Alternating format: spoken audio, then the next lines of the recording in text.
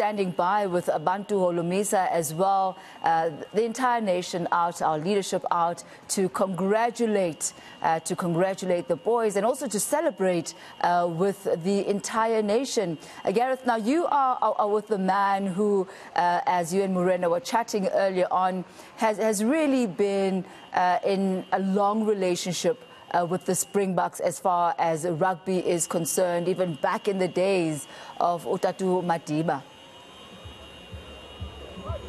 Yeah, absolutely. Welcome back, everyone. Yeah, just hearing what Zizi Kodwa had to say there. You can hear about the plans for rugby in the country. Obviously, he's going to be incredibly proud of the way the Springboks performed, but it goes beyond that as we start getting ready for the 2027 Rugby World Cup. Can you believe it already? Yes, the boys going to need some rest. They're doing this tour today, but I don't want to take any more time. We'll reflect on what the Sports Minister said a little bit later.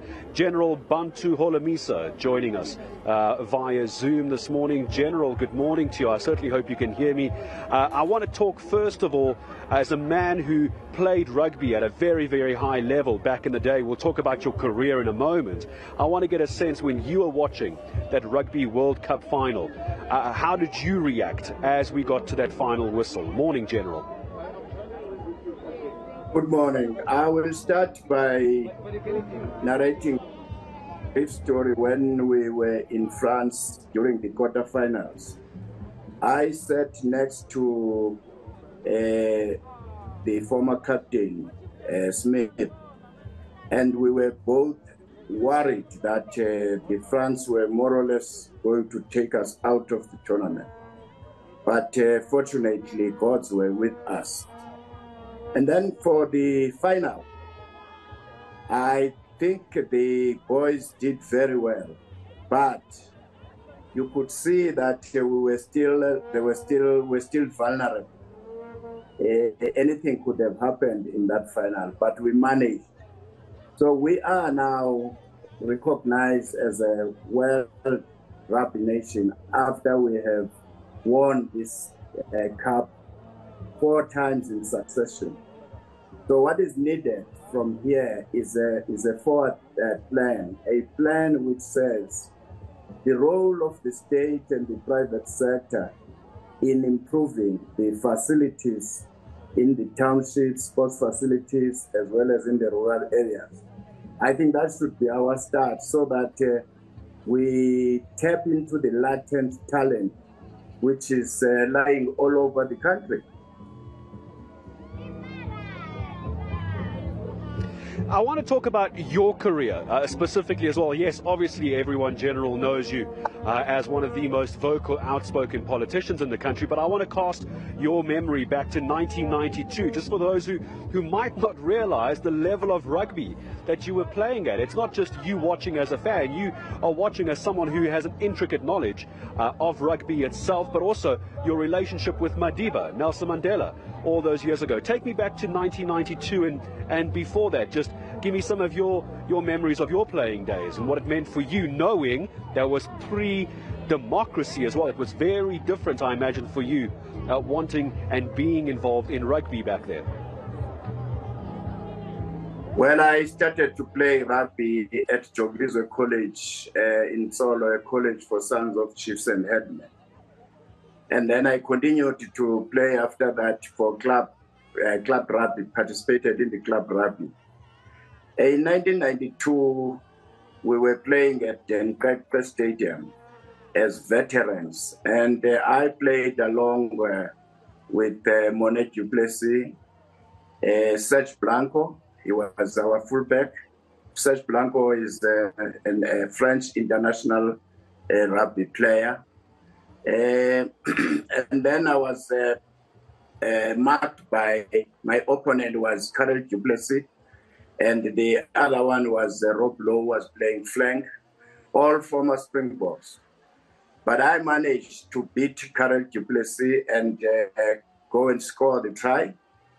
Both Karel Duplessis and Rob Lowe, they chased me. And when I scored that try, you could feel that I was having needles all over my body. But at least I showed them that people like myself have been given opportunities in the past, had it not been for apartheid sport, one would have made it to great heights of a national squad.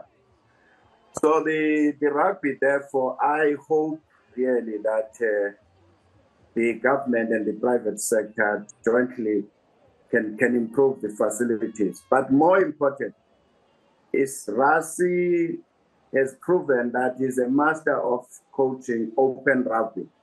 And that open rugby helps us. That's why we have the most fastest backline in the world today. And I hope that he can summon or call all the coaches of the clubs in preparation for the next World Cup and making sure that they coach from the same script in order to defend this the cups we have won. General, as I start saying goodbye to you, just a last question then. We are all going to be focusing on this Champions Tour over the next few days. Obviously, I want to get a sense, how do we as a country now take a victory like this and try and improve on sports in our country? Yes, we had the Minister of Sports, Zizi Kodwa, talking a couple of minutes ago. But how is rugby, in your mind, going to be a catalyst for the up-and-coming generation for the next few years? How do we not lose this momentum, this special Siya Kolisi spice that we have? How do we keep that going? Just a last question to you. Well, it will depend as to whether the government has got a plan and also the South African Rugby Union has got a plan in place. But given that the comrades in corruption have ran down the national treasury, we mustn't expect money from the national treasury to improve these facilities quickly. But what is important is for the government to learn from this win. They must stop this business of discriminating against other South Africans. If we are talking about competence, we are rich in human resources. Let's appoint people in various positions and deliver services for the South Africa. Secondly, if we want to make sure that we improve social cohesion, when we have public holidays, we need to show that bring all nationalities under one roof or a stadium, and you give people platforms to speak. Not this thing of hijacking this meeting on behalf of one political party.